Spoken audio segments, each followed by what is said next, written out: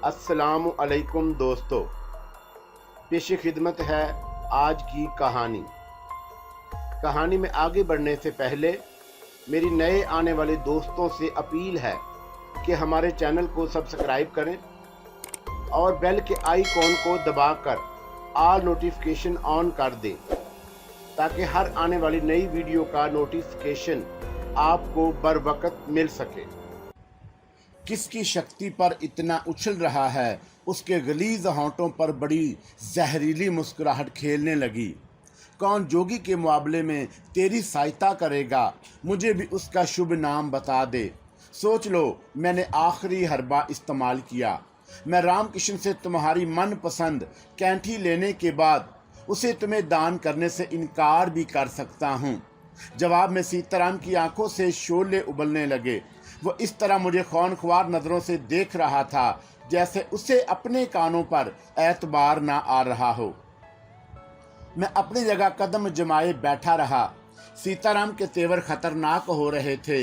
मैंने भी तय कर लिया कि अगर मरना ही है तो फिर गीदड़ की नहीं, शेर की मौत मरना पसंद करूंगा। बुजुर्ग ने भी एक मौका पर यही कहा था कि मैंने मौत से डर कर जिंदगी बचाने की खातर सीताराम से जो सौदा किया था वो ठीक नहीं था। सीताराम मुझे कहर आलूद नजरों से घूरता रहा। वो रह रह कर गिरगिट की तरह रंग बदल रहा था। मेरा ख्याल था कि उसका अगला कदम बड़ा जारहाना होगा, लेकिन उसके अंदर का तनाव बेतदरीज कम होने लगा। कुछ देर वो निचला होंठ दांतों तले भींचता रहा, फिर उसने अचानक आसन जमाकर निगाहें बंद कर लीं। उसके होंठ मुतहरिक हो गए। वो किसी मंत्र के जाप में महू हो गया। मेरे दिल की धड़कनें तेज होने लगी। सीताराम की अचानक खामोशी किसी आने वाले तूफान का पेश खेमा भी हो सकती थी। पंडित अमृतनाथ ने उसने तन्हाई में कोई ऐसी बात जरूर कह दी थी जिसे सुनकर वो इस कुव्वत का सुराग लगाने पर बजिद हो गया था, जिसने हमारे दरमियान पर्दे की एक दीवार खड़ी कर दी थी। वो दुर्गा भी हो सकती थी, सफेद रेश बुजुर्ग की जात भी हो सकती थी। जिस अंदाज में वो आसन जमाए बैठा था, उससे भी यही अंदाजा होता था कि वो खुद को किसी मार्के के लिए पूरी तरह आमादा कर रहा था। 1.5 घंटे तक सीताराम किसी मंत्र के जाप में पूरी तरह मुस्तगर्क रहा। फिर उसने आंखें खोल दी। उसके चेहरे के तासरात किसी गहरे समुंदर की तरह ठहरे हुए नजर आ रहे थे। उसने दोबारा घड़ी पर नजर डाली, फिर तेजी से उठ खड़ा हुआ। चल बालक, उसने मुझे बड़े सुलझे हुए लहजे में मुखातब किया।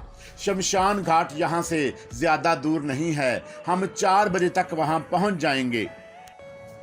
गुरु, तुमने मेरे बारे में क्या फैसला किया? मैंने उसे फिर संजीदगी से टटोलने की कोशिश की। ठीक है, वो कुछ तवक्कुफ से बोला।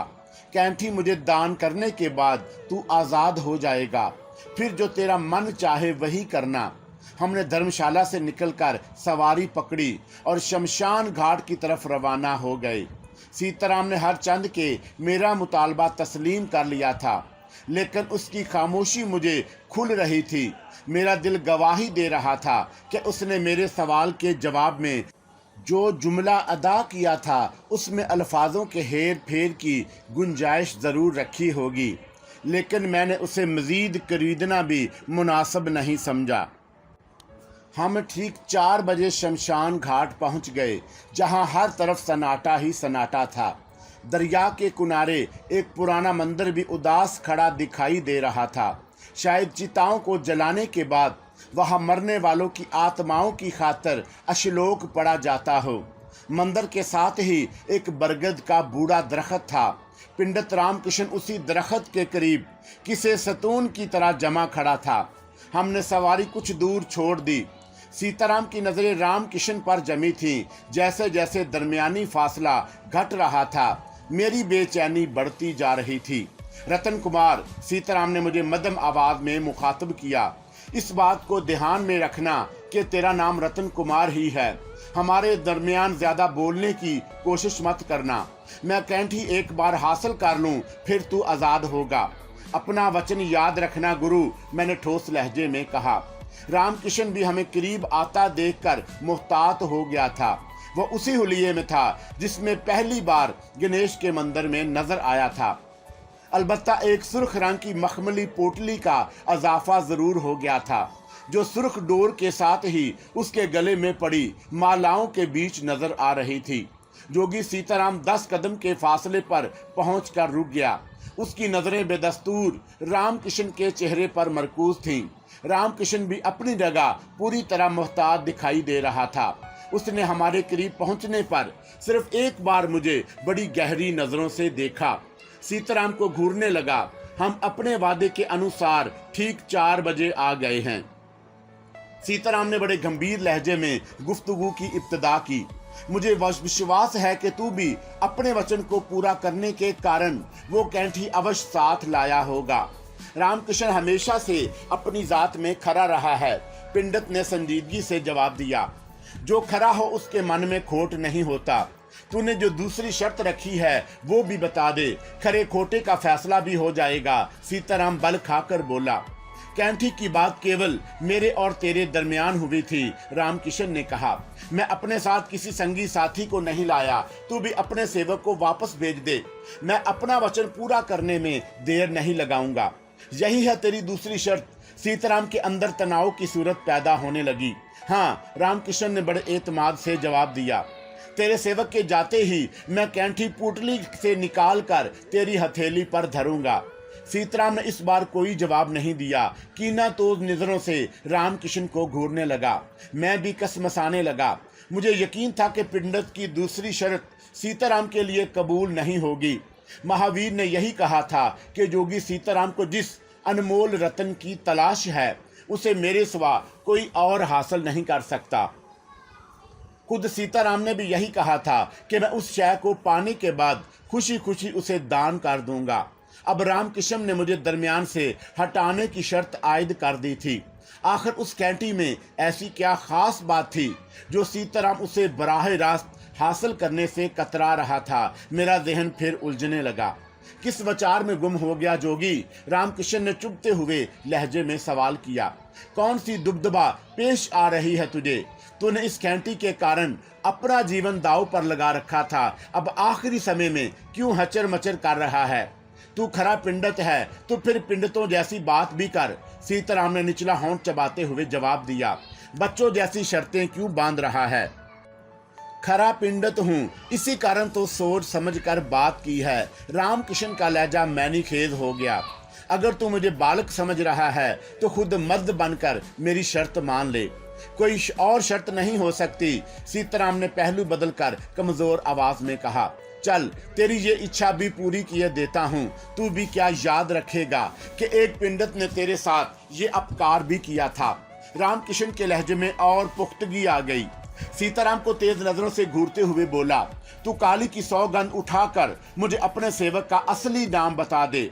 मैं अपने दिए हुए वचन से मुंह नहीं मोड़ूंगा। सीताराम किसी जख्मी सांप की तरह तलमला रहा था। उसके कहर आलूद नजरें रामकिशन के गले में झूलती सुर्ख पोटली पर जमी हुई थीं। अब क्या बिपता आन पड़ी तेरे ऊपर जो दम साधे खड़ा है? रामकिशन के लहजे में बड़ा गहरा तंज था। मेरी भी एक बात कान खोल कर सुन ले पिंडत। सीताराम ने कैंचली बदलकर सरसराते लहजे में कहा। मैं यहाँ से खाली हाथ वापस जाने के लिए नहीं आया हूँ। तो भाग दौड़ कर चुका जोगी, परंतु तेरे हाथ क्या आया? रामकिशन की आवाज में बादलों की घन गर्ज शामिल हो गई। आज मेरी बारी है। आज तू जाना भी चाहे तो मैं तुझे नहीं जाने दूंगा। आज इस शमशान घाट से केवल एक ही वापस जाएगा, दूसरे का क्रियाक्रम यहीं पूरा होगा। रामकिशन के जुमले ने जैसे बारूद को चिंगारी दिखा दी। सीताराम की आंखें शोला उगलने लगीं। मैंने मौका गनीमत जानकर दबी जबान में कहा, पिंडत की बात मान लो गुरु, मैं चला जाता हूँ। तुमने जिस कैंटी के कारण इतने पापड़ बेले हैं, अगर वो हाथ से निकल गई तो फिर सारा जीवन तू अपनी जुबान बंद रख मूर्ख। सीताराम ने मुझे गजबनाक नजरों से घीरा। अब कोई आवाज मत निकालना। आखिरी फैसला तुझे नहीं मुझे करना है। इस अभागी पर क्यों आंखें निकाल रहा है? रामकिशन के अंदर भरा हुआ लावा उबलने लगा। फैसला तो देवी देवताओं ने उसी दिन कर दिया था जब तेरी पलीद शक्तियां तेरे किसी काम नहीं आई थी। याद है तुझे? तूने इसी पोथर कैंठी को हासिल करने के कारण अपने जंतर मंतर के बैरों के जोर पर चोर अचक्कों को एक परिवार को नष्ट करने पर तैयार किया था। नतीजा क्या निकला? दो बेगुनाह जीवन से हाथ धो बैठे, परंतु जिस बालक के गले में कैंठी पड़ी थी वो इनकी लुटेरों को भी नजर नहीं आ सका। तू भी टापता रह गया। तेरे भाड़े के टट्टू भी परलोक सुधार गए। उस स्वर्गवासी धर्मात्मा की महान शक्ति ने सबको अंधा कर दिया था। पिंडत, सीताराम हलक के बल चीखा, चुप हो जा, बहुत बोल चुका तू, अब जुबान से एक शब्द भी ना निकालना। एक बात याद रख, मैंने कैंठी को पाने के कारण जहां इतने सारे जतन किए हैं वहां तुझे भी अपने रास्ते से हटाने में देर नहीं लगाऊंगा। देर तो मुझसे हो गई सीताराम। रामकिशन भी आपे से बाहर होने लगा। जिस दिन तू गणेश के मंदिर में महाराज करमचंद्र का झूठा सोग मनाने आया था, अगर मैं कैंठी निकालकर उसी दिन तेरे मुंह पर मार देता तो तेरी आत्मा भी तेरे शरीर के साथ ही जलकर भस्म हो जाती, खेल खत्म हो जाता। परंतु मैंने ऐसा नहीं किया। मैंने आज तक इस पोतर कैंठी को कभी हाथ नहीं लगाया जिसके अंदर हजारों चमकदार छुपे हैं। तू भी जानता है कि तूने उसे पाने के कारण किसका धर्म भ्रष्ट किया है। मैं भी समझ गया हूं कि तूने क्या नाटक रचाया है। मेरे वजूद में आंधियों के तेजो गर्म झक्कड़ चलने लगे। मेरे जहन में एक बार फिर कर्ब में डूबी हुई चीख की आवाजें गूंजने लगी। जिंदगी और मौत के दरमियान होने वाली वो आसाब शिकन कशमकश, चिंगारती हुई गोलियों की हौलनाक आवाजें, तड़पते हुए लाशों से उबलने वाले खून के फवारे, डाकुओं के फलश शगाफ कहके और लूटमार, वो सब कुछ मेरा वहम नहीं था। मेरी जिंदगी का वो खौफनाक अलमिया था जिसका एक एक मंजर मेरी याददाश्त में महफूज था, मेरे दिलो दिमाग पर नक्श था। मैं अब इतना बच्चा भी नहीं था कि पिंडित रामकिशन से गंठी के बारे में जो दिल खरेश कहानी सुनाई थी उसे सुनने के बाद भी अपने वालदैन के गुमशुदा कातिल का चेहरा ना शिनाख्त कर सकता, जो इस वक्त जोगी सीताराम की शक्ल में मेरी नजरों के सामने मौजूद था। मेरे सीने में दबी हुई इंतकाम की चिंगारियां शोलों का रूप इख्तियार करने लगी। तवील अरसे से खामोश आतिश फशां का लावा फट पड़ने को जोश मारने लगा। मेरे वजूद में गर्म हवाओं के सुलगते हुए संगरेजे नश्तर बनकर चुभने लगे। मेरी रगों में दौड़ते लहू की गर्दश तेज हो गई। मैंने उस अनमोल शय के राज को पा लिया जिसके हसूल की खातिर सीताराम की शैतानी कुव्वतों ने मुझे आजर से रतन कुमार बना दिया था। सीराते मुस्तकीम से हटाकर गुमराही के इन रास्तों पर कदम उठाने को मजबूर कर दिया था जो कभी मेरे वहमो गुमान में भी नहीं आए थे। मैंने किसी आदमखोर की नजरों से सीताराम को घूरा जो बेदस्तूर रामकिशन से मुखातब था। तू अगर मेरा नाटक समझ गया है तो ये भी जान ले कि तेरा अंत तेरे सर पर मंडला रहा है, उसने बड़े सफाक लहजे में कहा। फिर उसका सीधा हाथ बरक रफ्तारी से फिजा में बुलंद हुआ। वह फैसला कुन लहजे में गुराया, अगर मुक्ति चाहता है तो कैंठी गले से उतार कर मेरी तरफ फेंक दे और दुम दबाकर जीवन की तरफ वापस लौट जा, वरना ऐसा सड़ाप दूंगा कि नरक की अग्नि भी तुझे स्वीकार करने से मुंह फेर लेगी। दष्ट अपराधी घमंडी रामकिशन ने हकारत से जवाब दिया। तू जोगी होकर एक पिंडित को आंखें दिखा रहा है, मोरी की ईंट होकर चुबारे चढ़ने के सपने देख रहा है पापी। सीताराम गुस्से में थर थर कांपने लगा। उसके होंठ मुतहरिक हो गए। वो किसी मंत्र का जाप शुरू कर चुका था जब मैंने गुस्से में आकर विष्णु महाराज का नाम लेकर उल्टे हाथ की तीसरी उंगली उठा दी। मैंने सीताराम को मारने का कसद नहीं किया था, सिर्फ दिल में ये सोचा था कि उसकी जुबान पर ताले पड़ जाएं, वो किसी जंतर मंतर का विर्द ना कर सके। लेकिन मेरी उंगली फिजा में उठी की उठी रह गई। दुर्दा की सरतराती आवाज मेरे कानों में गूंजी, नहीं रतन कुमार, इस समय विष्णु महाराज की शक्ति तुम्हारे किसी काम नहीं आ सकेगी। हम धर्म के मामले में तुम्हारी कोई सहायता नहीं कर सकते। देवी, तू जानती है कि जोगी ने मेरे जीवन की सारी खुशियां छीन ली। इसने मेरे सर से माता पिता का साया भी छीन लिया जबकि मैं निर्दोष था। इसने मेरी जिंदगी में जहर घोला है। क्या ये अन्याय नहीं है? न्याय और अन्याय की बात मत करो। देवी का लहजा सर्द हो गया। हम तुम्हारे मन में उठने वाले भूचाल को देख रहे हैं। देवी ये भी जानती है कि क्या होने वाला है। तुम अगर देवी और विष्णु महाराज की सहायता चाहते हो तो इस समय हमारे दो सेवकों के दरमियान आने की भूल मत करो। हमने कहा था कि सीताराम हमारा पुराना सेवक है। हम इसके खिलाफ तुम्हारी प्रार्थना स्वीकार नहीं करेंगे। हाँ, अगर तुमने हमारा कहा मान लिया तो सब झूठ है, मकरू फरेब है। मैं चीख उठा, तूने सिर्फ ये वचन लिया था, देवी के विष्णु की शक्ति को सीताराम को मारने की खातिर इस्तेमाल नहीं करूंगा। लेकिन तू अगर मन का भेद जानती है तो ये भी देख रही होगी कि मेरे अंदर कैसा तूफान जोश मार रहा है। दुर्गा ने कोई जवाब नहीं दिया। अलबत्ता सीताराम ने मेरी तरफ खौनख्वार नजरों से घूरते हुए बेहद गजबनाक और हकारतमीज लहजे में कहा, तू दरमियान से हट जा मुसले, देवी ने मुझे सब भेद बता दिया है। अब वो मेरे मुकाबले में तेरी कोई सहायता नहीं करेगी। तेरी औकात अब मेरे सामने एक चूंटी से ज्यादा नहीं। काली की शक्ति ने भी तुझसे मुंह मोड़ लिया है। अब तेरा अंत भी तेरे सर पर मंडला रहा है। मुझे अपनी बेबसी का शिद्दत से एहसास हुआ। मैं अंदर ही अंदर तड़प कर रह गया। मेरे वालदैन का कातिल, मेरी खुशियों का दुश्मन मेरे नजरों के सामने खड़ा मुझे ललकार रहा था और दुर्गा ने मेरी कुव्वत छीन ली थी। बालक पंडित रामकिशन ने दबंग आवाज में मुझे दिलासा दिया, तू चिंता मत कर, मैंने तेरे स्वर्गवासी दादा को वचन दिया था कि अगर तेरे ऊपर कोई खटन घड़ी आई तो मैं तेरी रक्षा करूंगा। मैंने उस महापुरुष से भी बहुत कुछ प्राप्त किया था। हमेशा गुरु समान उसकी भक्ति करता था। उसने पिंडत पर जो दिया की थी वो मैं भूला नहीं हूं। आज मैं तुझे बचाने की खातिर अपना जीवन भी भेंट कर दूंगा। तू एक तरफ हो जा बालक, मैं देखता हूं कि जोगी कितने पानी भी हैं। तू भी अपने मन की भड़ास निकाल लेना, परंतु अभी समय तेरे हक में नहीं है। कुछ देर और इंतजार कर ले। रामकिशन की तवज्जो मेरी तरफ मबजूल हुई तो सीताराम मौका से फायदा उठाकर अपना काम कर गया। उसने कोई खतरनाक जंतर पढ़कर फूंका तो भड़कती हुई आग के शोलों ने रामकिशन को लपेट में ले लिया। उसके जिस्म की रंगत स्याह पड़ गई, जगह जगह आबले पड़ गए। सीताराम ने दूसरा वार करने की खातिर जमीन से मिट्टी उठाकर उस पर कोई मंत्र पढ़कर उछाला, लेकिन रामकिशन संभल चुका था और कतरा कर एक तरफ हट गया। फिर वो कदम जमाकर खड़ा हो गया, बुलंद आवाज में बोला, छछोड़े अब भी समय है, मेरे सामने घुटने टेक दे। पिंडत का भी हाथ उठ गया तो फिर रुकेगा नहीं। सीताराम ने जवाब में जमीन पर लोट लगाई और शीश नाग का रूप धार कर बड़क रफ्तारी से रामकिशन की तरफ लहराता हुआ लपका। उसी लम्हे को पिंडत की आंखें हैरत से खुली की खुली रह गईं। फिर वो तलमलाकर बोला, सीताराम मैं कहता हूँ रुक जा पापी, मैं अब जान गया हूँ कि महाराज करमचंद्र का असली कातिल कौन है। तू इतना नीच हो जाएगा ये मैंने सपनों में भी नहीं सोचा था। दोषी तू है और सजा गरीब बेचारी पन्ना लाल को भोगनी पड़ रही है। सीताराम शीशनाग के रूप में लहराता रामकिशन के करीब पहुंच गया। फिर उसने गजबनाक अंदाज में फन काट कर डसने की कोशिश की, लेकिन उसे कामयाबी नहीं हुई। उसका फन किसी नादीदा रुकावट से टकराकर जख्मी हो गया। शायद रामकिशन ने अपने गिर्द कोई ऐसा मंडल खींच रखा था जिसे अबूर करना सीताराम के बस की बात नहीं थी। मैं अपनी जगह खड़ा पीछोताप खा रहा था।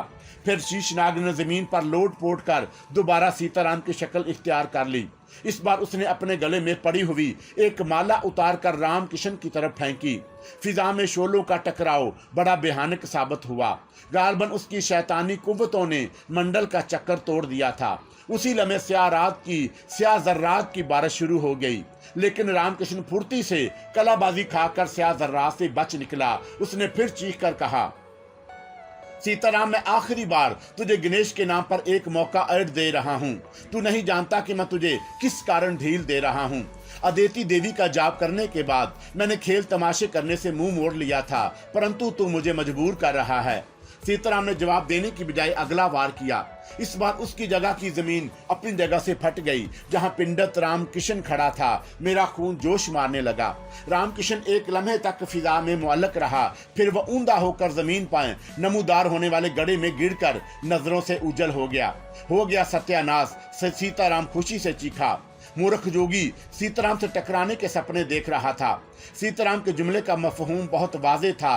रामकिशन इतनी आसानी से जमीन में जिंदा दफन हो जाएगा ये बात मेरे ख्वाबो ख्याल में नहीं आ सकती थी। और ऐसी सूरत में जबकि उसके गले में दादा जान की करामाती तस्बीह पोटली भी मौजूद थी। मेरे दिल की धड़कनें तेज हो रही थी जब सीताराम ने मुझे कहर आलूद नजरों से घूरा। फिर इंतहाई जिल्लत अमीज लहजे में बोला, मुसले, तूने जोगी सीताराम से जाट छुड़ाने की बात की थी, याद है तुझे? हाँ, मैंने सीना तान कर जवाब दिया, मुझे याद है और मैं अब भी अपने ओहदे पर कायम हूँ। लेकिन जाने से पहले मैं अपने वालदैन के कमीने कातिल को जिंदा नहीं छोड़ूंगा। तू और जोगी सीताराम को मारेगा। सीताराम ने फलक शिगाफ कहका लगाते हुए बड़े घमंड से कहा, क्यों हंसाने की बात कर रहा है? मेरे अंदर का आतिशफशां फट पड़ा। दुर्गा ने कहा था कि उसने नाराज होकर मुझसे विष्णु और काली दोनों की सारी शक्ति छीन ली थी। मुझे सीताराम की असलियत का इल्म हो जाने के बाद अब इन कुव्वतों की जरूरत भी नहीं थी। शायद इसलिए कि ईमान की सबसे बड़ी कुव्वत अभी मेरे दिल में बाकी थी, जो बड़ी तेजी से मेरे वजूद के गुप्त अंधेरों में रोशनी की किरण बनकर फूट रही थी। मैंने सदक दिल से खुदा का नाम लेकर कहा, सीताराम तुम गलती पर हो, मैं तुम्हें हंसाने की बात नहीं, ये एहसास दिलाने की कोशिश कर रहा हूं कि तुमने जो कुछ बोया था अब उसको काटने का वक्त भी आ गया। आज दुनिया की कोई शक्ति तुम्हारे काम नहीं आएगी। अच्छा, उसने मेरा मजाक उड़ाने की कोशिश की। रस्सी जल गई पर बल अभी तक बाकी है। बल भी चला जाएगा, लेकिन उससे पहले मैं तुम्हारा सारे कस बल भी निकालने से दरेग नहीं करूंगा। मैं तेजी से सीताराम की सिफत लपका, लेकिन जवाब में सीताराम ने कोई मंत्र पढ़कर फूंक मारी तो मैं ऊंधे मुंह जमीन पर गिरा। फिर इससे बेशतर कि मैं संभल पाता, मुझ पर खौलते हुए गर्म पानी की बारिश शुरू हो गई। मैं तकलीफ की शिद्दत से बिलबिलाने लगा। मेरे जिस्म पर बड़े बड़े आबले नमूदार होने लगे। मेरा दम घुटने लगा। मैंने हाथ पांव मारने की कोशिश की, लेकिन सीताराम की गंदी शैतानी कुव्वतों ने मुझे पूरी तरह जकड़ रखा था। मैं अपनी जगह से 1 इंच भी जुम्बश ना कर सका। मेरे हलक से निकलने वाली कर्बनाक चीखें आसमान से बातें कर रही थी। जोगी सीताराम से पंजा लड़ाने के सपने देख रहा है पापी। गंदी नाले के बदबूदार कीड़े, सीताराम ने सर्द और सफाक आवाज में कहा। विष्णु महाराज का जाप करने के बाद मेरे साथ आंख मचोली खेलने लगा था। मैंने कहा था ना बालक कि जोगी का हिसाब किताब कभी गलत नहीं होता। आज तेरी सारी हेकड़ी निकल गई, वो भी धरती में दफन हो गया जो तेरी रक्षा का वचन निभाने की बात कर रहा था। कैंठी भी उस पापी के साथ गई। अब तू धरती पर रहकर क्या करेगा? तू भी नरक में चला जा, हराम के बीज। सीताराम ने मुझे बड़ी गंदी सी गाली दी, लेकिन मैं जवाब में बिलबिला कर रह गया। मेरा सारा वजूद खोलते हुए पानी की बारिश में झुलस रहा था जब सीताराम का हाथ फिजा में बुलंद हुआ। उसकी आंखों में शोलों का रक्स जारी हो गया।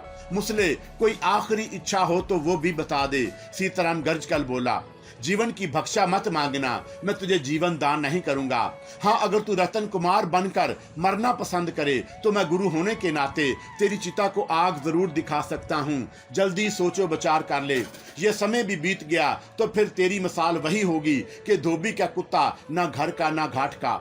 मैं लानत भेजता हूँ तेरे रतन कुमार पर, मैंने बेमुश्किल चीख कर जवाब दिया। हरामजादे, ये भी कान खोल कर सुन ले कि मैंने आजर को भी दफन कर दिया। अब तेरे सामने बरकत अली जिंदा है। धर्मशाला में बकरों की कुर्बानी मैंने किसी काली पेली के नाम पर नहीं, खुदा के हजूर पेश की थी। सीताराम ने मेरे जवाब सुनकर नफरत से कहका बुलंद किया। फिर उसने दूसरा जंतर पढ़कर फूंका तो खोलते हुए पानी की बारिश रुक गई। मेरे चारों तरफ जमीन से बिच्छू और आदम खोन चींटे निकल निकल कर मेरे जिस्म से लिपट गए। मेरे जोड़ जोड़ में नश्तर चुभलने लगे।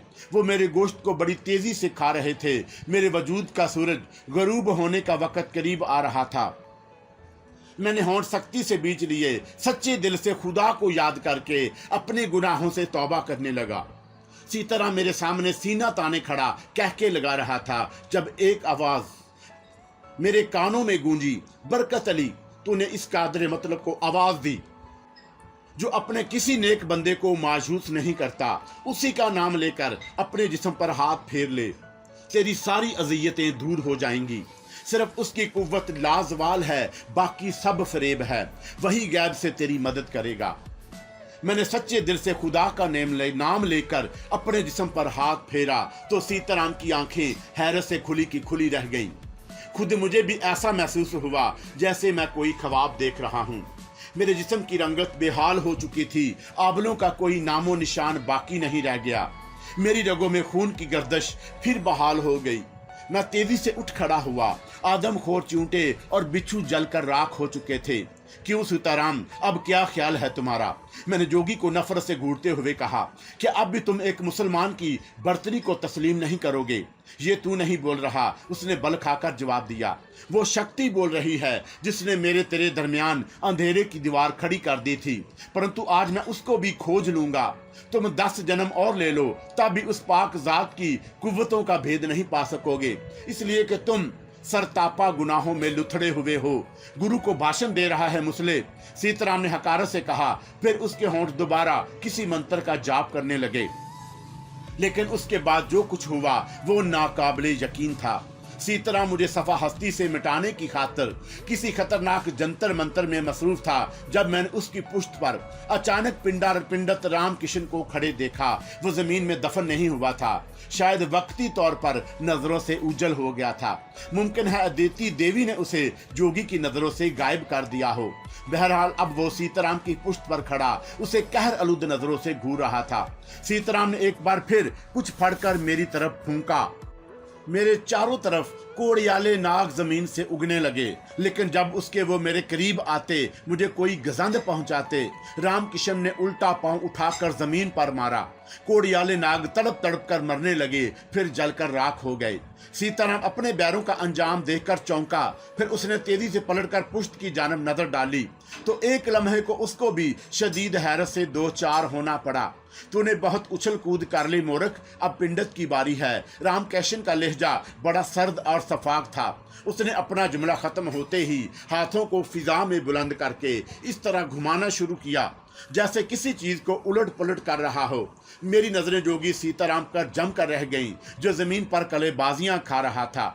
उसके हलक से कर्बनाक चीखों की आवाजें बुलंद हो रही थी। वो शदीद अजियतों से दो चार था।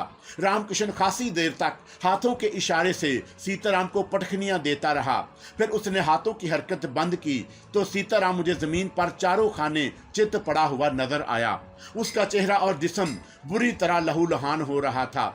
मैंने तेजी से आगे बढ़ना चाहा कि अपने दुश्मन को अपने हाथों से कैफरे करदार तक पहुंचा सकूं, लेकिन मुझे मेरे इरादों में कामयाबी नहीं हुई। किसी गैर मरी कुव्वत ने जैसे मेरे कदम जकड़ रखे थे। मैं अपनी कफियत पर गौर कर रहा था कि पिंडत रामकिशन की आवाज मेरे कानों से टकराई। नहीं बालक नहीं, तू इस दुष्ट और पापी के गंदे शरीर को हाथ लगाए, ये तुझे शोभा नहीं देता। इस अपराधी के लिए तो उस महान पुरुष की कैंठी ही बहुत है जिसको पाने के कारण ये पागल हो रहा था। पिंडत रामकिशन ने सुर्ख पोटली गले से उतारकर मेरी तरफ उछाल दी। जोगी सीताराम जमीन पर पिछाड़े खा रहा था। पिंडत का एक ही अमल उसके लिए बहुत काफी साबित हुआ था। मैंने पोटली खोलकर देखी तो आबदीदा हो गया। मैंने उसी मुतबरक तस्बीह को पहचान लिया जिसमें गहरी उनाबी रंग के 3 अमाम नजर आ रहे थे। उसी तस्बीह की करामत ने अल्लाह के हुक्म से उन लटेरों को भी अंधा कर दिया था जिन्होंने मेरे वालदैन का खून किया था। मेरे अंदर जनून सर उभारने लगा जब रामकिशन की आवाज दोबारा मेरे कानों में गूंजी। बालक, आज पिंडत ने अपना वचन पूरा कर दिया। तू इस कंठी का चमकदार देखना चाहता है तो इसे जोगी के पलीद शरीर पर डाल दे, तेरे मन की आशा भी पूरी हो जाएगी। मैंने रामकिशन का कहना मानने से इनकार नहीं किया, खुदा का नाम लिया और तस्बीह को अकीदत से बोसा देकर सीताराम की तरफ उछाल दिया।